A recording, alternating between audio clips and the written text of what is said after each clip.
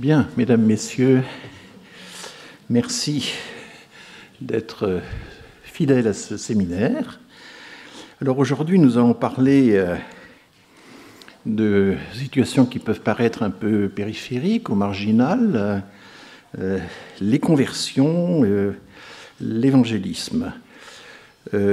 Nous allons d'abord écouter Juliette Gallonnier, qui est assistant professor, comme on dit à Sciences Po, c'est-à-dire titulaire d'une tenure track, d'un poste d'assistant en voie de titularisation. Je crois que c'est ça la traduction française officielle, mais que personne n'utilise. Et au CERI, dans le cadre du CERI, qui est le centre de recherche de Sciences Po sur les relations internationales. Vous avez 2 séminaires à Sciences Po, l'un intitulé « Religion, politique, société », un autre sur l'islam en Europe et en Amérique du Nord, avec une visée comparative. Vous avez fait une thèse sous double tutelle, une thèse à Sciences Po, mais aussi à la Northwestern University. La Northwestern University, c'était, outre l'université de Chicago, c'est l'autre université de Chicago, enfin au nord de Evanston, au nord de Chicago. Et cette thèse a attiré l'attention parce qu'elle a obtenu le prix prestigieux de l'ASA, qui est l'Association américaine de sociologie, et qui est une thèse sur les conversions à l'islam en France et aux États-Unis. C'est une thèse sur l'expérience des convertis, et c'est au fond de cela que vous allez nous parler dans un instant. Mais vous êtes toujours active, notamment dans des projets de l'Agence nationale de la recherche. Vous avez été postdoc à l'INED, et c'est comme ça que je vous ai connu. Vous avez beaucoup travaillé avec Patrick Simon. Vous avez actuellement des projets sur la religion dans les Antilles, donc vous êtes extrêmement active. Et puis, par-dessus le marché, vous êtes fellow de l'Institut Convergence Migration. Alors, Sébastien Fath, vous êtes normalien, agrégé d'histoire, chercheur au CNRS. Vous venez de me dire que demain, vous passez votre HDR à l'EPHE. C'est ça. Et puis, vous êtes un des piliers du GSRL, le groupe Société, Religion, Laïcité, tout cela au pluriel. Vous avez fait une thèse monumentale sur l'histoire du baptisme, qu'on peut consulter en bibliothèque, c'était en 1998, une autre manière d'être chrétien en France, socio-histoire de l'implantation du baptisme en France, et donc ça allait du début du XIXe siècle au milieu du XXe, et vous êtes intéressé à ce phénomène qui est certes très minoritaire, mais donc ces missionnaires venus de Suisse, de Grande-Bretagne, peut-être même d'Écosse, des pays environnants, et qui ont créé finalement ces assemblées locales, parce que c'est une religion qui fonctionne fondamentalement sur la base des assemblées locales. Et vous avez étudié aussi la façon dont la société française et les autorités ont accueilli ces implantations un peu étranges je pense par exemple aux vallées vosgiennes. Voilà. Donc après, vous êtes intéressé au messianisme américain, à la religion civile des États-Unis. Vous avez montré que dans cette religion civile, le Messie, c'est finalement Oncle Sam. C'est Oncle Sam qui devient carrément le Messie dans cette religion. Mais vous êtes ensuite intéressé à bien d'autres, à l'implantation de l'évangélisme en France, bien sûr, mais bien dans d'autres pays, notamment l'Afrique de l'Ouest, qui est devenu votre second terrain de recherche. Alors je précise que Fath, on n'a rien à voir avec le Fatah que vous êtes, c'est un vieux nom alsacien-lorrain, si j'ose dire, parce que j'avais des amis qui s'appelaient Fath et qui venaient du pays de Beach. J'imagine que c'est également la source de votre patronyme. Voilà, et bien sur ce, nous allons d'abord écouter Juliette Gallonnier.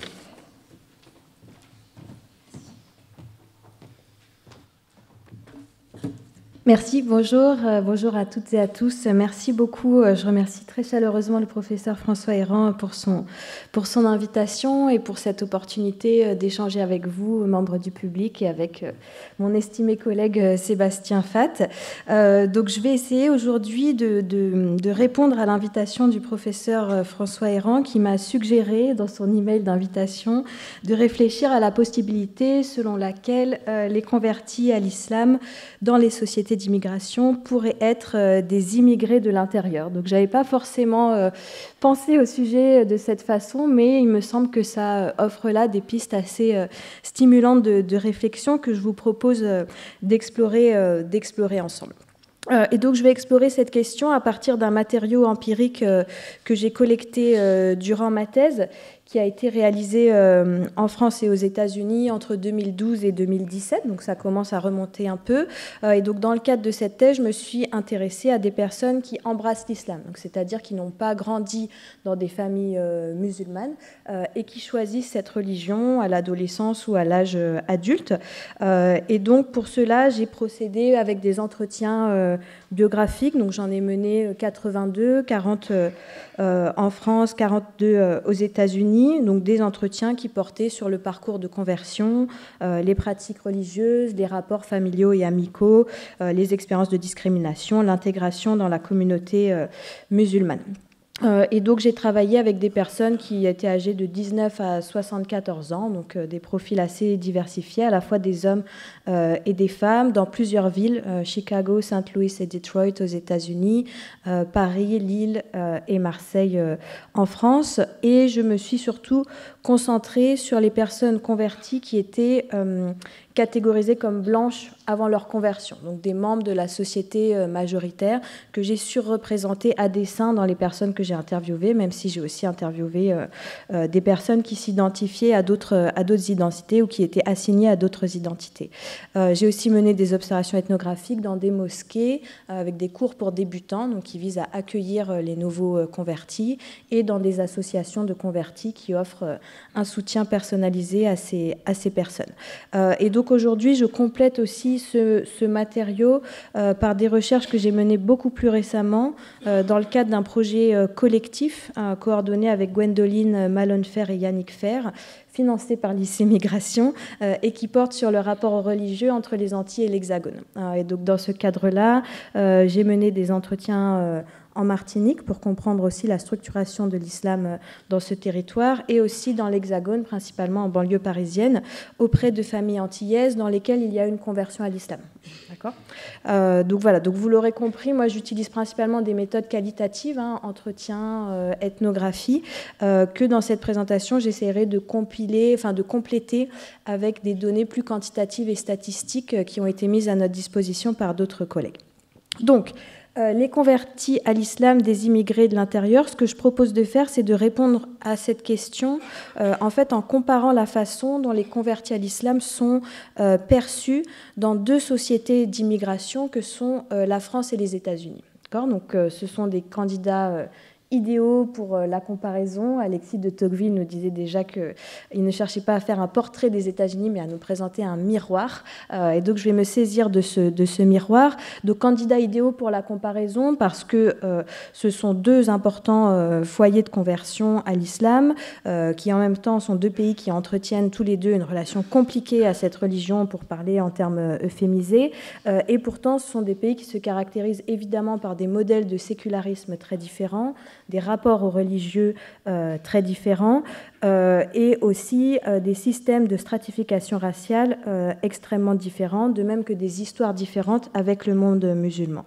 Donc pour faire simple, l'islam en France a été historiquement une religion d'immigration, elle l'est de moins en moins, c'est désormais une religion française. Une grande majorité de musulmans sont nés et socialisés en France aujourd'hui, mais c'est une religion qui continue d'être associée dans l'imaginaire collectif à une religion d'immigration fortement associée à l'immigration maghrébine notamment. Aux États-Unis, l'islam est aussi une religion d'immigration, mais issue de pays beaucoup plus différents. Et aussi, c'est aussi une religion qui a une forte tradition de conversion parmi les Afro-Américains, qui n'ont pas de lien à la migration ou alors dont la présence résulte d'une migration forcée, une déportation très ancienne liée à l'esclavage au XVIIe jusqu'au XIXe siècle. Donc voilà un peu pour ces deux sociétés. Donc juste pour resituer, je redonne quelques ordres de grandeur pour que vous ayez en tête la place de la présence musulmane en France et aux États-Unis. Donc en France, on estime que 10% de la population française se déclare de confession musulmane, donc ça représente à peu près 6 à 7 millions de personnes. Du point de vue des origines de cette population, donc que ce soit des immigrés ou des descendants d'immigrés, on a une très forte prédominance des originaires d'Afrique du Nord, du Maghreb notamment, hein, donc c'est environ 70%, un peu de Turquie, d'Afrique subsaharienne et autres, mais clairement c'est une religion qui est associée à l'immigration maghrébine. En termes de classe sociale, ce sont essentiellement des personnes donc, issues des vagues migratoires des années 50-60 qui ont principalement rejoint les rangs des ouvriers et des classes populaires. Et donc notre collègue Lucas Drouot a compilé un peu des statistiques où il met en évidence voilà, la très forte prédominance de ce qu'il appelle les classes ouvrières ou alors les petits moyens périphériques et aussi les personnes qui n'ont jamais travaillé ou qui sont personnes au foyer ou au chômage. Et il met en évidence entre ce qu'il appelle le first J Muslim, donc la première génération de musulmans et la deuxième génération, une classe moyenne urbaine que vous voyez en vert, qui grossit un petit peu, mais qui reste marginale. Hein. Donc on a le développement d'une classe moyenne supérieure chez les musulmans, mais principalement il reste associé aux classes moyennes et inférieures en France. Aux États-Unis, les musulmans, c'est beaucoup moins de monde, tant en termes absolus que relatifs. Hein. C'est seulement 1% de la population américaine qui est de confession musulmane, donc ça représente environ 3 millions de personnes aujourd'hui. Parmi ces personnes, il y a 58% qui sont nés à l'étranger, donc qui sont des immigrés de première génération aux États-Unis, et 42% qui sont nés aux États-Unis, nés et grandis aux États-Unis. Donc ça peut être les enfants qui sont les enfants ou les petits-enfants de personnes qui ont immigré, ou ça peut être des convertis, notamment issus de la population afro-américaine. On voit sur ce schéma que 41% sont catégorisés, 41% des musulmans aux États-Unis sont catégorisés comme blancs dans le recensement américain, qui regroupe aussi les personnes originaires du Moyen-Orient et d'Afrique du Nord, qui sont catégorisées comme blancs, en tout cas jusqu'à présent dans ce recensement. Si on regarde des sondages un peu plus précis, les musulmans apparaissent clairement comme le groupe religieux le plus ethniquement diversifié dans le contexte américain, avec 28% qui sont ou qui s'identifient comme noirs ou afro-américains, 23% qui s'identifient comme Asian, donc là ça renvoie plutôt à l'Asie du Sud, donc Inde, Pakistan, Bangladesh, donc beaucoup de musulmans qui viennent de ces pays, et ensuite des personnes qui s'identifient comme blanches, donc ça peut être des convertis issus de la population blanche majoritaire, ça peut être aussi des musulmans des Balkans, Bosnie par exemple, et une partie qui s'identifie comme arabe et aussi comme hispanique.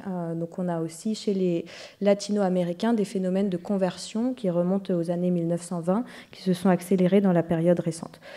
Et en termes de classe sociale, et après j'en aurai fini avec mon panorama introductif, il y a clairement un très fort différentiel entre les musulmans qui sont immigrés, donc première génération, et les musulmans qui sont nés sur le sol américain.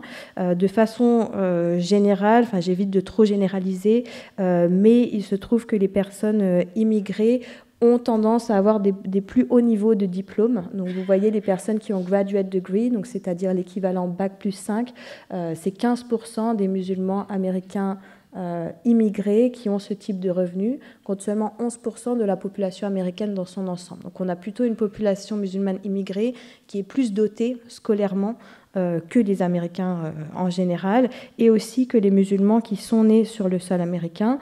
Et c'est un peu la même chose au niveau des revenus. Là aussi, on a des forts différentiels de revenus au sein de la communauté musulmane américaine, avec là encore des musulmans donc nés à l'étranger, immigrés première génération, qui sont 29% à avoir des revenus qui sont de $100 000 ou plus par an.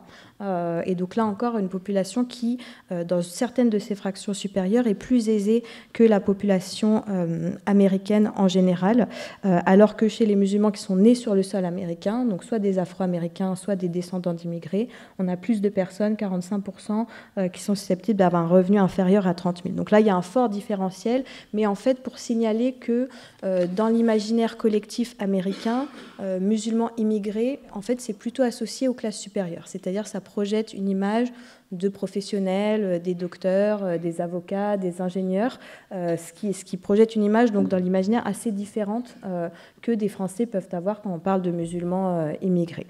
Et donc ça, c'est quelque chose qu'un converti à l'islam, Sherman Jackson, qui est désormais un intellectuel islamique très important aux États-Unis, qui est afro-américain, explique bien dans son livre. Donc il rapporte une conversation qu'il a avec un converti britannique.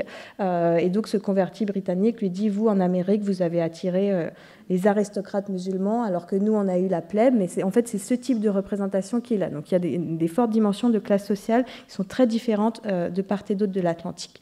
Donc, au niveau des conversions à l'islam maintenant qui ont lieu dans ce contexte, donc dans le cas américain, on a très peu de statistiques, mais il y a une étude qui a été faite sur les mosquées américaines, donc qui regarde les gens qui vont à la mosquée, ce qui n'est pas représentatif de tous les musulmans. Tous les musulmans ne vont pas à la mosquée, mais en tout cas, parmi les gens qui vont à la mosquée, on estime que 20%, enfin 21% sont des convertis. Donc l'islam aux États-Unis est vraiment clairement une religion de conversion, parce que 20% c'est assez impressionnant. Et parmi ces convertis donc, qui se rendent à la mosquée, une très grande majorité, 57%, sont afro-américains. Ensuite, il y en a d'autres qui s'identifient comme blancs, et enfin 15% comme hispaniques. Dans le cas français, je n'ai pas de chiffres, donc je préfère pas en donner. À un moment, le ministère de l'Intérieur parlait de 4 000 conversions à l'islam par an, pour environ 100 000 convertis en France, mais il y a des gens qui rentrent, il y a des gens qui sortent, il y a des gens qui ne se font pas enregistrer à la mosquée quand ils se convertissent, donc c'est très difficile d'avoir vraiment des chiffres. Mais en tout cas, si on est autour de 100 000 conversions, en tout cas, les convertis représentent moins de 2% de la population musulmane, donc on a là aussi un contraste avec les États-Unis. Donc voilà un peu le contexte qui m'intéresse, c'est de voir en fait dans ces contextes différents comment les conversions à l'islam sont vécues par les personnes concernées et aussi comment elles sont perçues. Qu'est-ce que ça génère dans nos sociétés. Et donc les convertis qu'on va croiser, enfin que vous allez croiser dans cette présentation, il y a parmi eux des personnes qui n'ont aucune origine migratoire, donc aucun lien à la migration. Donc ça peut être des membres de la population majoritaire identifiés comme blancs en France et aux États-Unis, ça peut être des Afro-Américains. On va croiser aussi des personnes converties à l'islam qui, eux, ont une origine migratoire, donc par exemple des latinos, hispaniques qui sont venus du Mexique ou d'ailleurs aux États-Unis et qui, une fois aux États-Unis, dans ce contexte-là, ont embrassé l'islam. Et on va aussi croiser des personnes qui ont une origine migratoire particulière qui est liée à la migration entre les Antilles et l'Hexagone, qui n'est pas exactement une migration internationale, puisque c'est légalement le même pays, mais qui n'est pas non plus tout à fait une migration régionale comme celle des Aveyronnais ou des Bretons, vous en conviendrez. Et ce qui m'intéresse ici, c'est vraiment de comprendre comment ces convertis sont perçus au quotidien, et notamment comment ils sont interpellés ou convoqués. Donc pour ça, je m'appuie sur la sociologie de la convocation qui a été développée par un sociologue américain qui s'appelle Ido Tavori, qui lui a fait une ethnographie dans un contexte très différent puisqu'il s'est intéressé aux juifs orthodoxes à Los Angeles et il développe à partir de là cette idée de la convocation. Donc il s'intéresse en fait à la façon dont les individus sont lus, déchiffrés et assignés à différentes identités, notamment en fonction de leur apparence extérieure. Donc lui s'intéresse particulièrement aux juifs orthodoxes qui ont une panoplie vestimentaire qui permet de les assigner à tel ou tel courant de l'orthodoxie. Et il s'intéresse en fait à la convocation comme une interaction active en fait, entre le fait d'être convoqué, donc assigné à une identité, et aussi le fait d'y réagir, et peut-être potentiellement de refaçonner la façon dont on est perçu et convoqué. Donc dans le cas des juifs orthodoxes, ils s'intéressent à l'épaisseur de ces actes de convocation. Donc on est convoqué en tant que juif orthodoxe, ça peut être dans un sens positif, on a une communauté qui est disponible pour nous, pour la prière, etc. Mais en contexte d'antisémitisme, on peut très bien imaginer comment ces convocations peuvent être subies.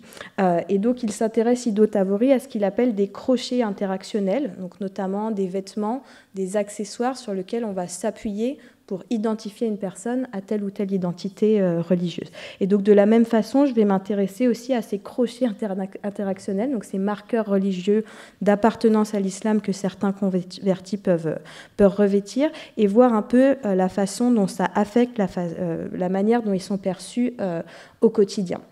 Et donc j'ai été, dans le cadre de ma recherche, très marquée par une remarque du sociologue Abdelmalek Sayad, qui avait suggéré que peut-être parfois l'islam fonctionnait un peu comme une couleur de peau, donc comme une sorte de pattern. Donc ça rejoint mon idée de crochet interactionnel à laquelle on peut accrocher en fait différents types de préjugés. Et donc j'aimerais un peu creuser cette dimension pour réfléchir un peu à la façon dont les convertis peuvent être aussi convoqués racialement, donc sur la base de marqueurs religieux, comment ils peuvent être assignés à des identités raciales qui leur échappent. Okay, donc il va de soi que quand je parle de race ici, je ne postule pas évidemment l'existence de race au pluriel, donc je m'intéresse plutôt aux activités de catégorisation. Okay, donc comment on situe les gens racialement au quotidien. Donc je reprends ici des analyses de Colette Guillaumin notamment, qui dit non, évidemment la race n'existe pas, mais en même temps elle a bien une réalité tangible pour les personnes qui sont catégorisées selon sa logique. Okay, donc c'est une perspective constructiviste que je propose ici. Alors, voilà comment je vais dérouler mon propos. J'aimerais d'abord faire un petit détour historique pour étudier comment les convertis ont été convoqués racialement à différents moments de l'histoire de la France et des États-Unis. Donc là, on va couvrir 2 pays et plusieurs siècles en 10 minutes. Donc je vous demande d'être patient avec moi. Je pense que les historiens dans la salle vont me détester, mais je pense que ce détour historique trop rapide est tout de même utile. Ensuite, on s'intéressera à des trajectoires de conversion et aux expériences contemporaines de la convocation raciale et migratoire. Et enfin, je parlerai rapidement de comment les convertis réagissent en fait à la façon dont ils sont assignés et quelles stratégies ils proposent pour refaçonner aussi les significations qui sont associées à leur religion. Donc, petit détour historique. Donc, je vais commencer au XVIe siècle. Donc, entre 1500 et 1750, il y a des centaines de milliers d'Européens qui se convertissent à l'islam. Donc, on est dans un contexte très particulier, qui est la montée en puissance de l'Empire ottoman et un contexte de piraterie généralisée sur la mer Méditerranée, okay, où le royaume du Maroc, mais aussi les régences ottomanes d'Alger, de Tunis, de Tripoli, se mettent à la piraterie pour acquérir de l'autonomie financière et attaquent les navires européens et réciproquement. Hein. Donc de part et d'autre, des marchandises sont saisies et les marins sont capturés. Donc dans ce contexte-là, on a beaucoup d'Européens capturés et parfois réduits en esclavage en Afrique du Nord qui se convertissent à l'islam pour se libérer, tout simplement, et qui connaissent ensuite des trajectoires d'ascension sociale assez intéressantes dans ces sociétés. Il y a aussi tout simplement des personnes qui viennent en Afrique du Nord pour le commerce et qui se convertissent à l'islam pour intégrer cette société. Donc on est dans un contexte de forte circulation de part et d'autre de la Méditerranée, avec des migrations parfois souhaitées et parfois forcées. Hein. Parfois, c'est de la capture et de la captivité.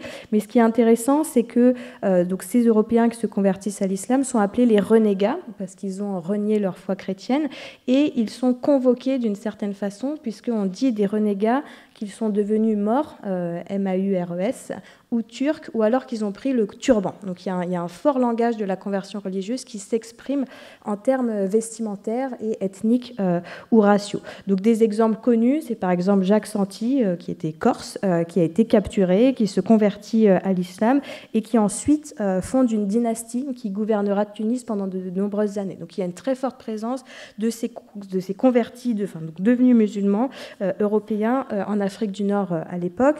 D'autres exemples, c'est par exemple le comte Claude-Alexandre de Bonnevoile qui tombe en disgrâce au sein de l'armée française, qui décide de rejoindre l'armée ottomane et qui se convertit dans ce contexte.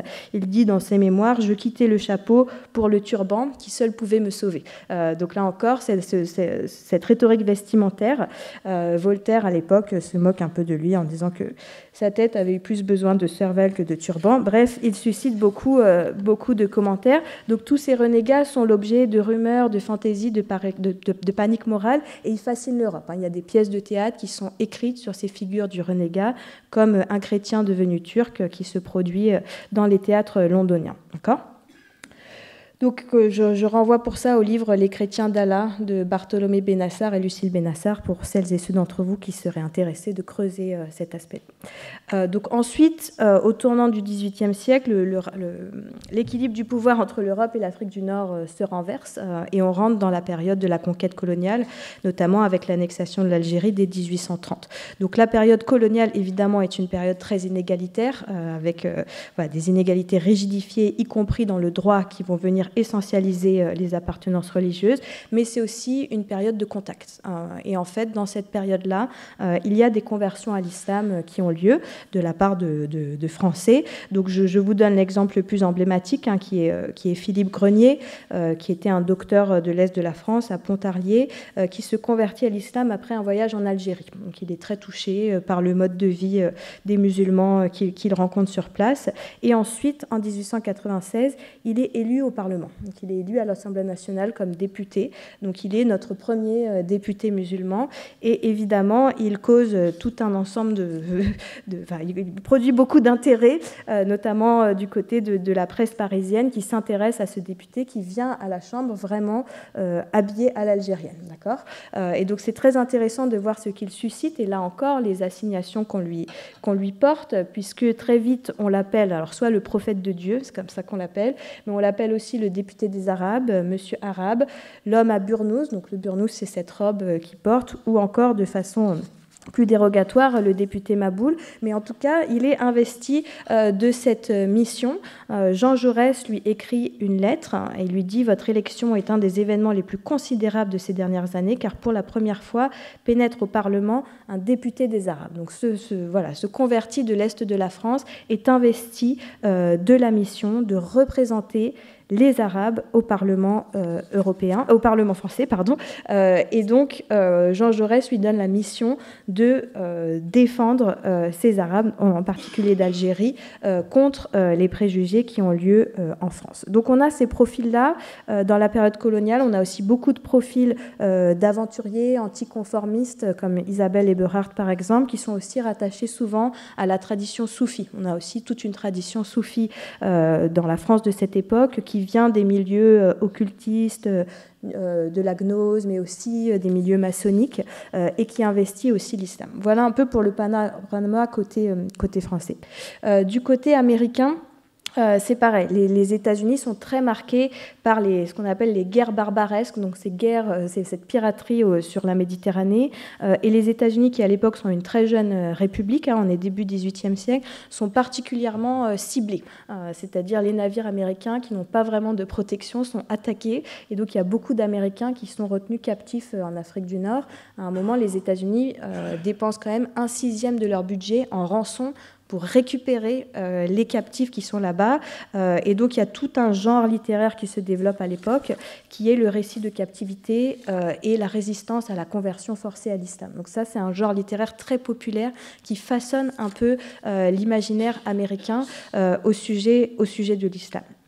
Ensuite, au XIXe siècle, se développe vraiment un orientalisme à l'américaine, donc une espèce de fascination pour l'islam, sans vraiment de contact avec les musulmans. Donc ça puise dans l'histoire européenne de l'orientalisme, mais il n'y a pas encore énormément d'immigrés musulmans sur le sol américain, et les personnes qui peuvent être musulmanes, notamment les esclaves issus de régions islamisées d'Afrique, sont totalement déshumanisés, donc ne participent pas à la vie civique et à la réflexion collective sur l'islam. Mais on a dans ces milieux américains cette fascination pour l'Orient qui se traduit notamment dans certaines fraternités maçonniques. Donc un des exemples, ce sont les Shriners, donc qui, eux, ne sont pas du tout musulmans. Alors, pas du tout, mais qui vont récupérer plein de symboles de l'islam pour leur loge maçonnique. D'accord ? Donc une de leurs salutations, par exemple, c'est « Au nom de l'existence d'Allah et du credo de Mohammed, au nom de la sainteté légendaire du tabernacle de la Mecque, nous vous saluons. » Donc ils récupèrent tous ces symboles, ils construisent des temples, donc là c'est l'exemple d'un temple à Chicago, qui reprennent tous les codes architecturaux de la mosquée. Là ce que vous voyez gravé sur le fronton du temple, c'est tout simplement la shahada, donc la profession de foi islamique. Ils organisent en 1923 une grande parade à Washington qui s'appelle Road to Mecca, qui culmine en une réception à la Maison Blanche intitulé Garden of Allah. Donc voilà, toutes sortes de choses qu'on n'imaginerait pas aujourd'hui, mais il y a ce type de fascination pour l'islam. Donc ces gens ne sont pas musulmans, mais néanmoins, dans leur rang ou en proximité avec eux, émergent des personnes qui vont véritablement embrasser l'islam et se convertir sincèrement à cette religion et pas seulement l'utiliser comme référentiel esthétique. Et là, une des figures de la période importante, c'est Alexander Russell Webb, qui est un peu le pendant de notre Philippe Grenier, qui lui est un ambassadeur, un diplomate, qui est ambassadeur aux Philippines, qui se convertit à l'islam et ensuite qui veut vraiment promouvoir cette religion aux États-Unis, qui la représente au World Parliament of Religions de Chicago. Et là aussi, c'est intéressant de voir comment la presse parle de lui. D'accord ? Donc on a un extrait du New York Times qui nous dit sa peau est un peu basanée et il a un air oriental. Son visage est presque assez sombre pour qu'on le prenne pour un hindou à peau claire et il parle avec un accent étranger, avec un fez, donc un chapeau, il pourrait facilement paraître pour un musulman. Et donc là, on voit la très grande confusion des registres ethniques et religieux. Évidemment qu'il est musulman, non, il n'a pas d'accent et non, il n'a pas la peau sombre du tout. Mais en fait, voilà, le fait qu'il s'affilie à l'islam modifie un peu la façon dont il est perçu. Il y a, surtout aux États-Unis, à ces moments-là, et notamment au début du XXe siècle, donc dans le contexte de la grande migration des Afro-Américains à partir de 1910 qui partent du sud vers les villes du nord, une très forte effervescence religieuse chez les Afro-Américains et la réappropriation de nombreuses références religieuses, ça peut être le christianisme, ça peut être le judaïsme, mais aussi l'islam. Et on a tout un ensemble de mouvements qui, là encore, utilisent ce référentiel islamique, mais là, à des fins de libération, dans un contexte de très forte ségrégation et de très forte violence raciste. Donc on a plusieurs mouvements qui, là aussi, vont façonner l'imaginaire américain sur l'islam. Un de ces mouvements, c'est le Moorish Science Temple of America, qui est fondé en 1913 et qui développe sa propre théologie d'inspiration islamique. Donc là aussi, on a des emprunts à la tradition islamique. Donc le prophète de ce mouvement, Noble Drew Ali, écrit ce qu'il appelle un Coran, qui reprend plutôt des écrits chrétiens apocryphes, mais il remplace le nom de Dieu par Allah. Et là, ce qui est intéressant, c'est que ce mouvement a pour but une forme de déracialisation par l'islam. C'est-à-dire que les membres de ce mouvement disent qu'ils ne sont pas des Afro-Américains, mais qu'ils sont les descendants des Maures, M-A-U-R-E, donc les descendants du glorieux royaume du Maroc. Ils refusent de cocher la case Negro sur les formulaires administratifs, donc ils refusent ça. Vous voyez là le prophète de ce mouvement qui est dans son bureau avec un drapeau du Maroc et un drapeau des États-Unis. Ce sont des gens qui n'ont pas de lien au Maroc, ou alors une réinvention d'origine très lointaine, mais ça c'est très fortement investi et ils utilisent voilà, ils ont aussi des cartes d'identité qui leur sont spécifiques et ils utilisent, vous voyez, une garde-robe qui s'inspire là aussi d'un imaginaire orientalisant, mais qui en fait est assez pratique parce que ça leur permet d'échapper, au moins temporairement, à la ségrégation. C'est-à-dire, habillés comme ça, vous avez des personnes noires qui peuvent aller dans les wagons blancs, aller chercher un sandwich dans un restaurant blanc, ce qui est normalement interdit à cette époque aux personnes afro-américaines, mais donc ils se font passer pour des dignitaires orientaux et finalement l'islam leur permet d'échapper à l'assignation raciale. Okay, donc c'est vraiment cette rhétorique-là qui est mise en place. Et par ailleurs, c'est aussi l'idée de se réapproprier les racines des ancêtres, puisqu'on estime, mais alors c'est difficile d'avoir des chiffres, mais que 15 à 30% des personnes qui ont été réduites en esclavage, qui ont été déportés depuis l'Afrique, venaient de régions islamisées, et donc étaient potentiellement les esclaves, une partie était de confession musulmane. Un autre mouvement que vous connaissez, c'est la Nation of Islam, qui a été représenté par des porte-paroles fameux tels que Mohamed Ali, le boxeur, ou Malcolm X, qui là est fondé dans les années 1930 et qui là va encore proposer une théologie très différente, qui là encore utilise des référentiels islamiques, mais que la majorité des musulmans, qu'ils soient sunnites ou chiites, ne reconnaîtraient pas comme étant dans le canon de l'orthodoxie musulmane, puisque ce mouvement invente une théologie raciale qui dit que les véritables hommes sont les hommes noirs et les blancs sont en fait une race de diables. Okay, donc c'est une théologie raciale qui résonne avec l'expérience de stigmatisation, de discrimination et de brutalité absolue que subissent les Afro-Américains à l'époque, mais avec l'idée que l'islam est la vraie religion de l'homme noir et qu'en fait la conversion à l'islam est une forme de résistance à la suprématie blanche. Donc cette religion noire qui se développe, qui met vraiment l'aspect sur des idéaux de respectabilité sociale aussi, est très présente. Là, la garde-robe, par contre, est très américaine. Donc c'est le costard cravate, ou le costard et le nœud papillon plutôt pour les hommes. Donc on laisse de côté les turbans, la dimension orientalisante. C'est une religion, enfin il y a un historien, Lawrence Moore, qui dit Black Muslims are as American as cherry pie. Donc c'est vraiment une religion américaine qui décorrèle aussi l'appartenance à l'islam de l'expérience migratoire des Syriens, des Libanais qui arrivent aussi à cette même époque aux États-Unis. Donc ce sont des mouvements qui sont très minoritaires en termes numériques. Et d'ailleurs, une grande partie des personnes qui étaient dans la Nation of Islam l'ont quitté pour rejoindre un islam sunnite beaucoup plus mainstream.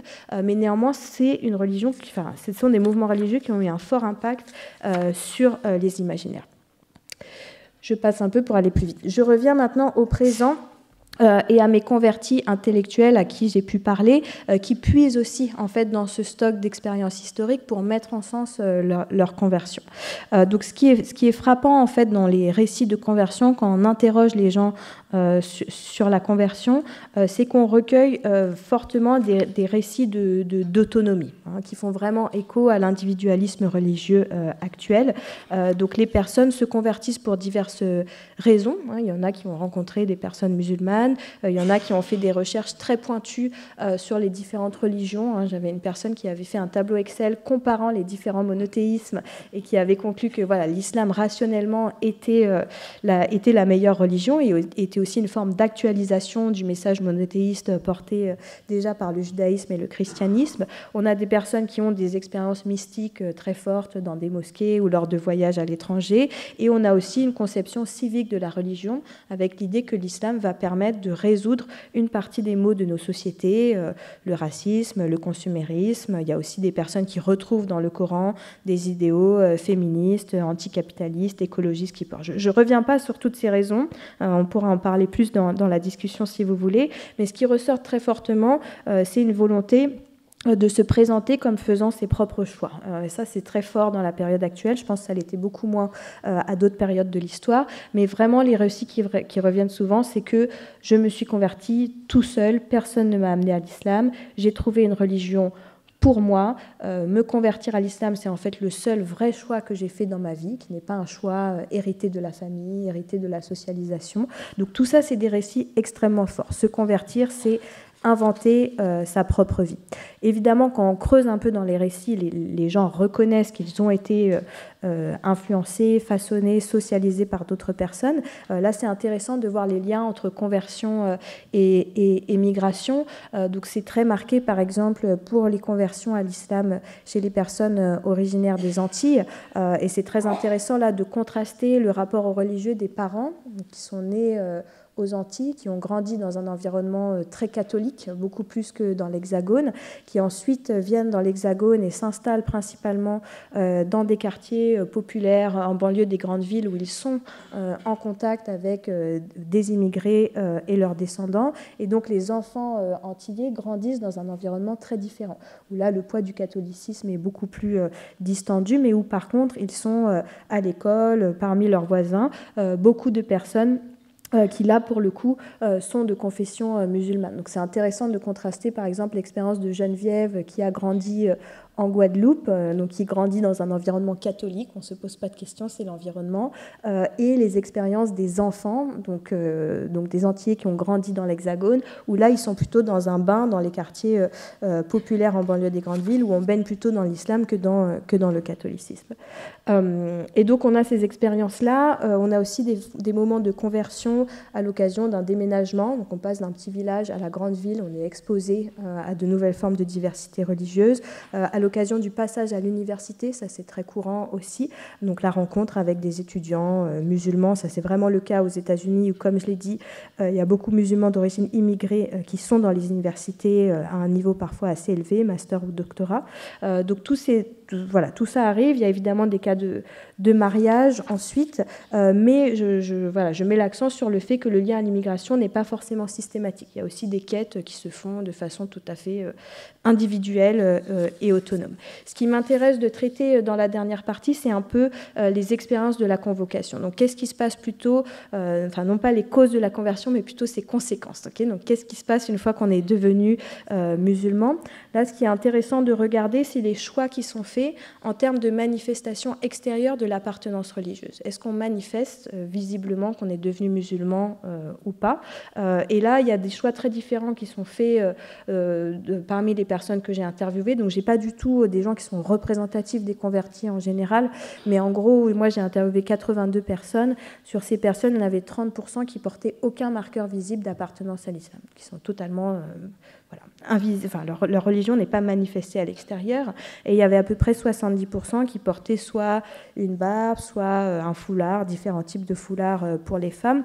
Donc le choix de manifester visuellement son appartenance religieuse découle de plusieurs raisons. Ça peut être le respect de ce qui est compris comme une obligation, un commandement divin, ça peut être la volonté de signaler un changement d'identité, ça peut être aussi une technique de piété pour mettre en accord son apparence extérieure avec son fort intérieur, ça peut être aussi le souhait d'être identifié comme musulman, donc d'être convoqué comme tel par ses coreligionnaires notamment.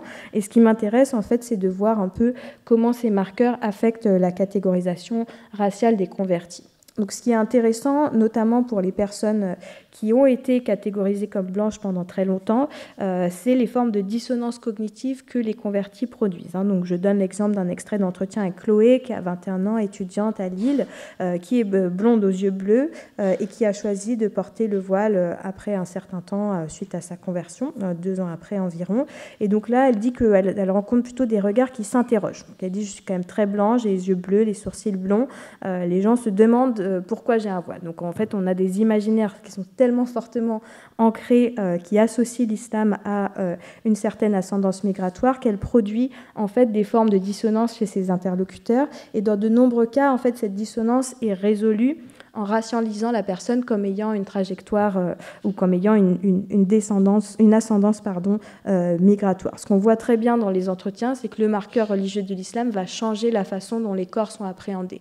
C'est pour ça que je renvoyais à cette notion un peu constructiviste de la race, c'est-à-dire la race, c'est pas qu'une question de couleur de peau, puisqu'on voit que quand on change de vêtements, on peut être convoqué de façon très différente. Okay, donc il y a une très forte malhabilité en situation de la catégorisation et de la convocation raciale. Et donc, ce qui est intéressant, c'est de voir comment des convertis qui, toute leur vie, ont été catégorisés comme blancs, comme étant membres du groupe majoritaire, lorsqu'ils revêtent le foulard ou un autre signe d'appartenance à l'islam, soudainement ne le sont plus. Donc, Lisa, par exemple, qui est une Américaine blanche avec une lointaine origine polonaise, dit que désormais, elle est vue comme une personne de couleur. Et elle dit c'est très étrange parce que parfois, quand je rentre dans une conversation, les gens sont persuadés que j'ai un accent étranger. Qu'elle n'a pas du tout par ailleurs. Mais donc c'est intéressant de voir ce que le foulard produit comme forme de catégorisation. Et donc évidemment, être catégorisé comme ayant une ascendance migratoire, ça ouvre la voie à de nouvelles expériences, notamment chez les personnes qui ont toujours été toute leur vie catégorisées comme membres du groupe majoritaire.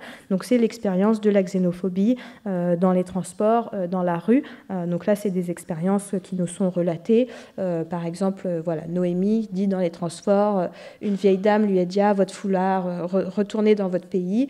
Et donc, elle, très gentiment, lui répond ça va être compliqué puisque mon père est du Gers et ma mère est de Picardie. Donc, ce genre d'interactions ont lieu dans les transports. Et donc, beaucoup de convertis qui disent qu'ils sont passés de la majorité à la minorité. Donc ça, ce sont des discours qui reviennent énormément dans les récits. Le fait de ne plus tout à fait avoir un privilège de blanche, c'est quelque chose qui revient. L'idée de passer de l'autre côté de la frontière raciale. Ces assignations raciales nouvelles, elles touchent aussi des convertis non blancs, qui n'ont pas été catégorisés comme blancs. Donc les convertis latinos, par exemple, sont tout de suite rangés comme arabes jusqu'à ce qu'ils parlent espagnol. Donc là aussi, c'est intéressant de voir ce que ça produit. Les convertis noirs aux États-Unis sont souvent pris pour des Somaliens ou des Nigérians, ou alors ils sont vus comme des membres de la Nation of Islam, alors même que certains sont complètement sunnites et ne se reconnaissent pas dans ce mouvement. Donc là aussi, toutes ces petites convocations au quotidien sont intéressantes à explorer parce que ça nous montre cette complexité des assignations raciales en lien avec les marqueurs religieux. Ce qui est intéressant aussi, c'est que évidemment, Tout ça, c'est partagé, mais la teneur de cette convocation raciale n'est pas tout à fait la même en France et aux États-Unis. Donc en France, aux États-Unis, par contre, si on regarde l'anatomie des insultes que les personnes subissent dans la rue, on a un usage très fort du terme nègre, donc le N-word qu'on ne prononce plus dans le contexte américain parce qu'il est trop offensant. Donc cet usage-là revient beaucoup. On a un extrait d'entretien d'une personne qui dit qu'il est très blanc, qui pourrait être même une égérie d'un poster pour la nation aryenne tellement qu'il est blanc, mais dans la rue, on l'a traité de nègre en raison de ses marqueurs religieux. Okay, donc ça, ce sont des choses qui reviennent très fortement dans le contexte américain, qui renvoient à la centralité de ce clivage. Il y a un converti aussi que je suis, dont je suis le blog, que vous voyez ici. Donc il a mis sur son blog une photo de lui quand il était enfant et une photo de lui maintenant. Donc il a certains marqueurs religieux, une barbe et un petit chapeau. Et il a fait une liste en fait de toutes les assignations raciales qu'on lui attribue sur la base de son apparence extérieure. Donc vous voyez Moyen-Oriental, Turc, Syrien, Libanais, Iranien, Afghan. Mais il y a aussi des gens qui le catégorisent comme noir dans le contexte américain. Donc là on a une ligne de couleur qui est très marquée. Dans le contexte américain, ce qu'on a aussi, c'est quelques traces qui subsistent de cette idée que les musulmans d'origine immigrée sont une minorité modèle et qui réussit bien. Donc, par exemple, Lisa, qui est convertie à l'islam et qui a commencé à porter le voile, trouve que depuis qu'elle a le voile, ses professeurs la notent beaucoup mieux, lui donnent des meilleures notes parce qu'ils l'associent en fait à cette idée que les musulmans aux États-Unis sont des docteurs, des ingénieurs. Donc là, je ne veux pas trop généraliser à partir de cette anecdote, c'est anecdotique. C'est de l'humour, et en même temps, c'est très parlant parce que clairement, dans le contexte français, ça n'arriverait pas d'avoir de meilleures notes et d'être associé à un modèle de réussite parce qu'on revêt le foulard. Ça n'arrive pas ici, d'accord ? Donc ici, c'est très différent. Dans le cas français, on a vraiment une centralité du racisme anti-arabe qui s'exprime, donc je ne répète pas les insultes que vous pouvez lire, mais qui s'exprime à destination des convertis très fortement dans la rue, au travail, dans des interactions. Les personnes d'origine antillaise aussi rapportent ce type d'essentialisation qu'ils subissent. Donc Adam, par exemple, qui est né dans le 19e à Paris de parents martiniquais, dit que depuis qu'il est converti, sa famille ne lui parle plus et on lui dit qu'il a choisi une religion d'arabe. Okay, donc ça revient très fortement dans les récits. L'islam est aussi associé à la période coloniale et à tous les traumatismes qu'elle charrie, notamment les traumatismes de la guerre d'Algérie, qui là peuvent ressurgir de façon très douloureuse dans certaines familles. Donc, des familles de pieds noirs ou des familles dont les pères, les grands-pères ont pu être enrôlés comme soldats au moment de la guerre d'Algérie, donc qui ont été témoins d'exactions ou qui ont été contraints d'en commettre. On peut imaginer que la conversion à l'islam d'un petit-fils ou d'un fils, là, fait ressurgir des choses extrêmement douloureuses et des conversations très heurtées.